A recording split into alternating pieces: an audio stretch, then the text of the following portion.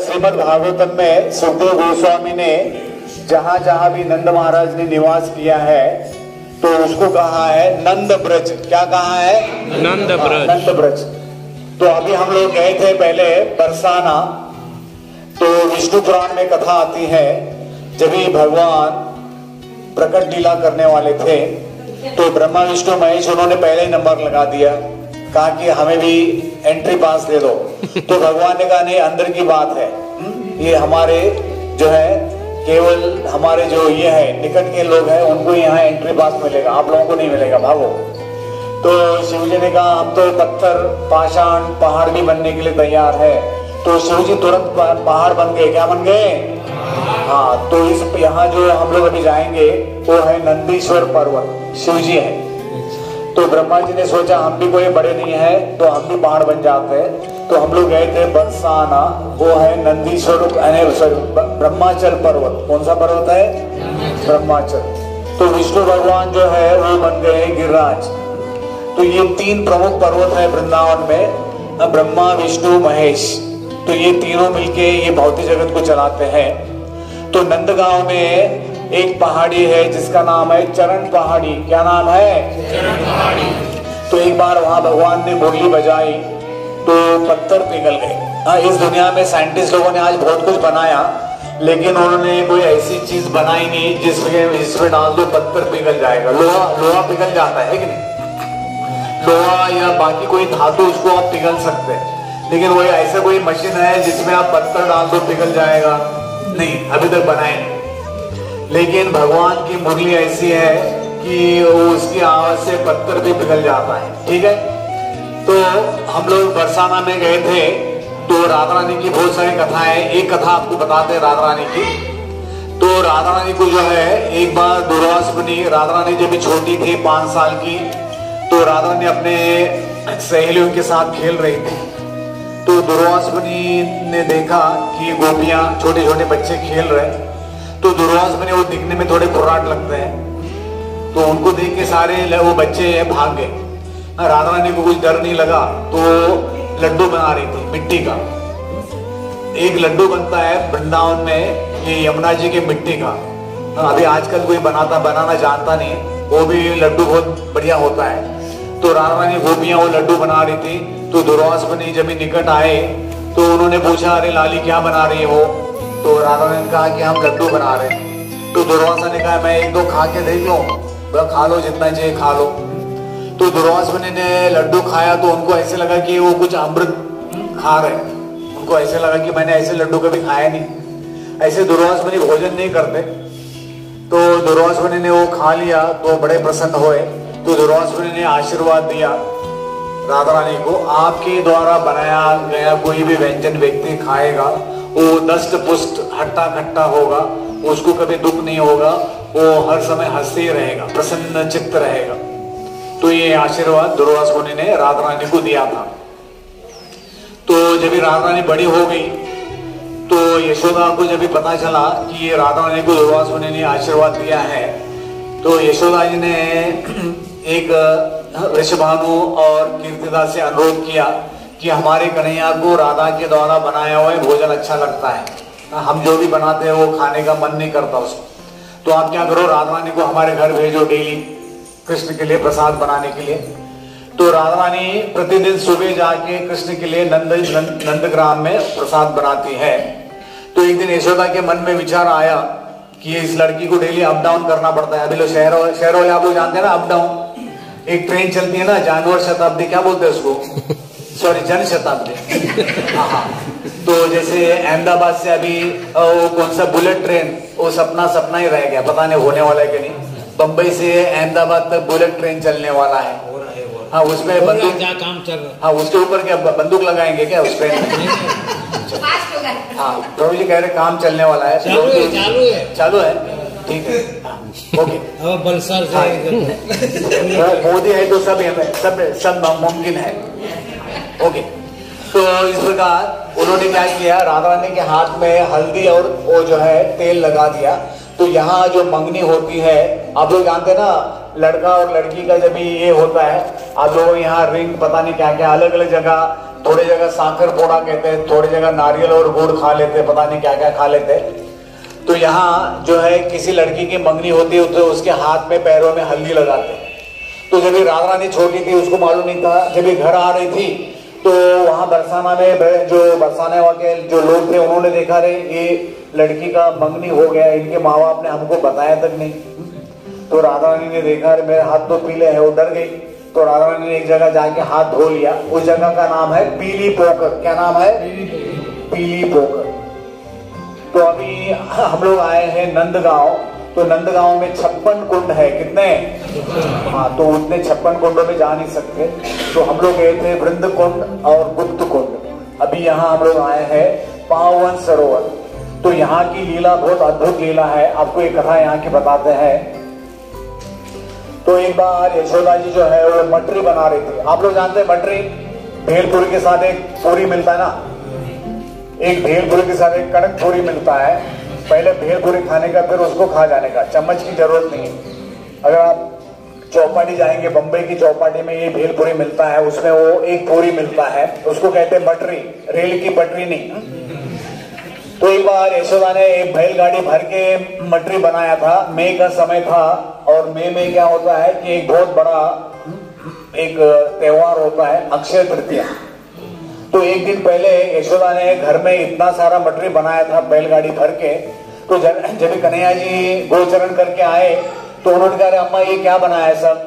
तो कहा कि तुम्हारे पिताजी कहीं तीर्थ यात्रा जाने वाले हैं। तो उस समय प्रसाद कोई होटल नहीं था, उस जमाने में कोई होटल नहीं था, तो आने जाने के लिए वही खाना है डेली, ठीक है।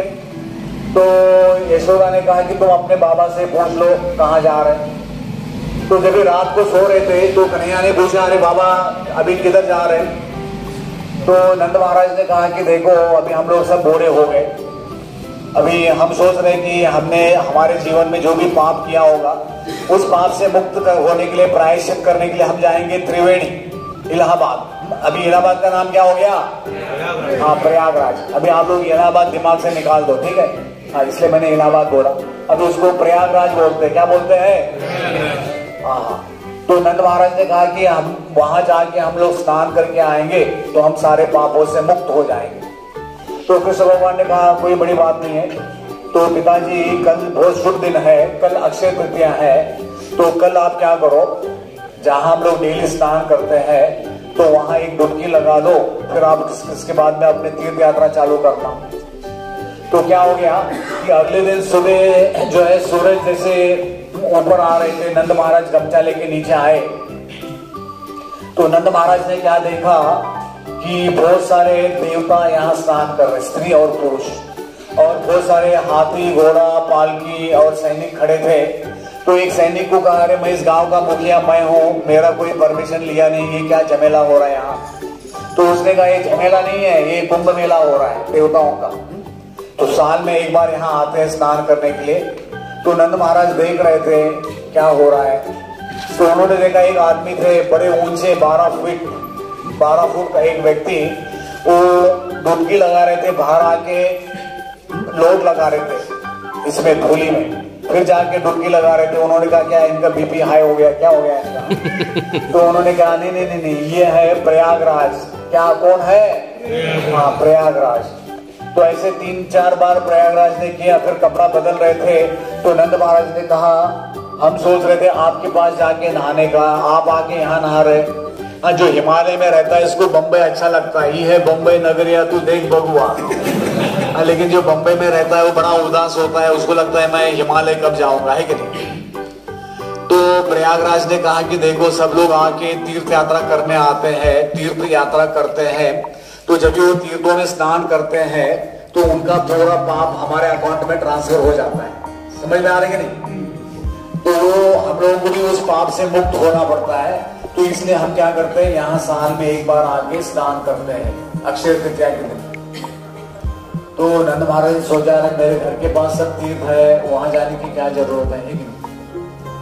तो नंद महाराज ने फिर वहां का एक दौरा लगाया, सबको पूछा तुमसे नाओ तुमसे नाओ। तो गंगा यमुना सरस्वती सबने अपना अपना नाम बता दिया। उसने सोचा अरे सारे तीर्थ यहाँ आके स्नान कर रहे हैं, वहां जाने की क्या जरूरत है कि नहीं? तो आप देखते हैं कि यहाँ वृंदावन में बहुत सारे तीर्थों में जगह जो पानी है वो नमकीन है।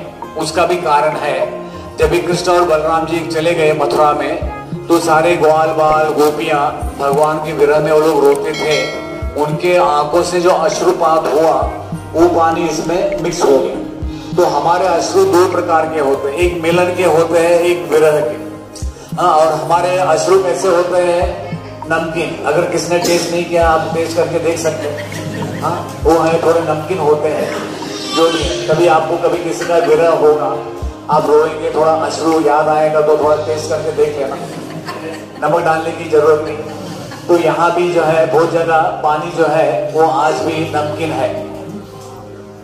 तो एक जगह है जैसे 56 कुंड में एक कुंड है मोती कुंड, क्या नाम है?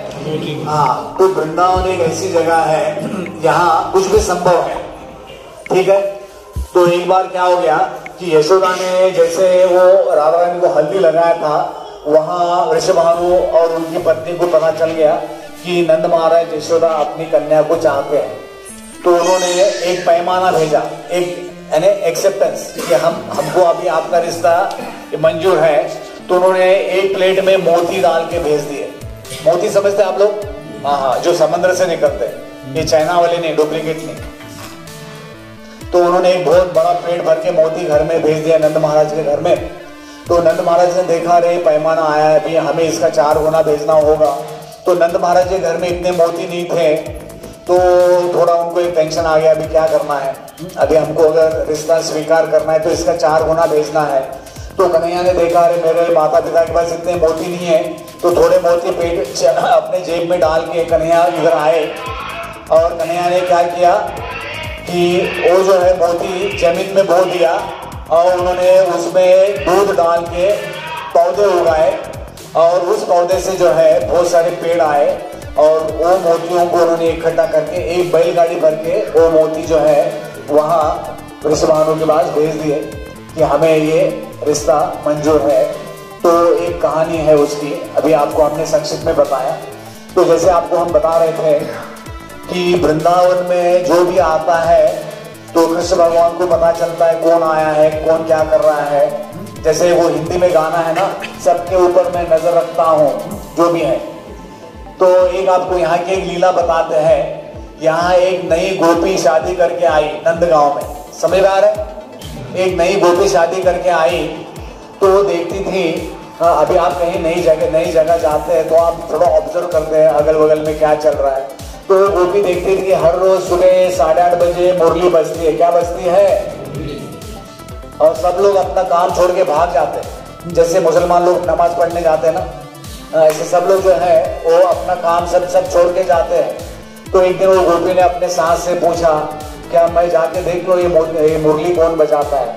तो उसने कहा नहीं, बिल्कुल नहीं, ये एक सांप मुरली बजाता है। ठीक है, अगर तुम जाके वो उसको देख लोगी तुमको धस देगा, तुम मर जाओगे। तो उसने कहा ठीक है, नहीं जाऊंगी।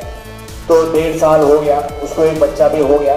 तो उसके घर में उस दिन सांस नहीं थी, बच्चा सो रहा था। तो उसने लंबा सांस लेके सोचा आज मैं देख के रहूंगी ये मुरली कौन बजाता है।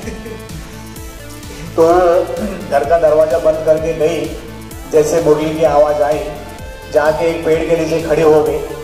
तो सारे जो है यहाँ के ब्रजवासी इकट्ठे हो गए।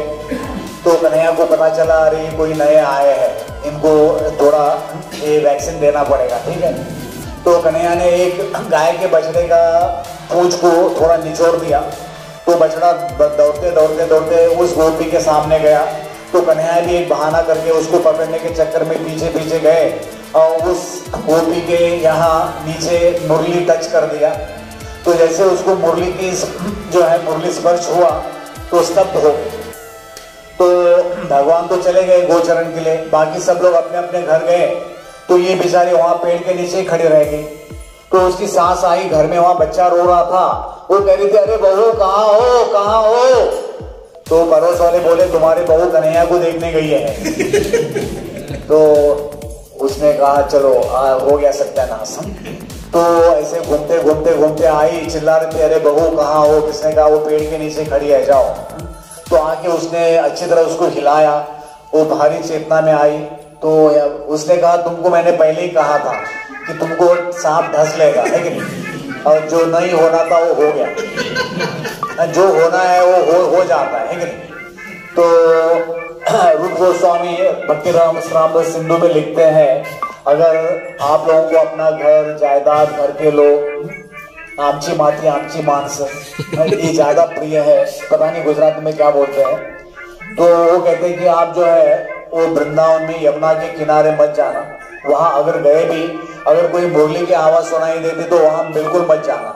अगर आप ये मुरली की आवाज सुनोगे, जो बजा रहा है उसको देखोगे, आप अपना घर परिवार संसार सब भूल जाओगे।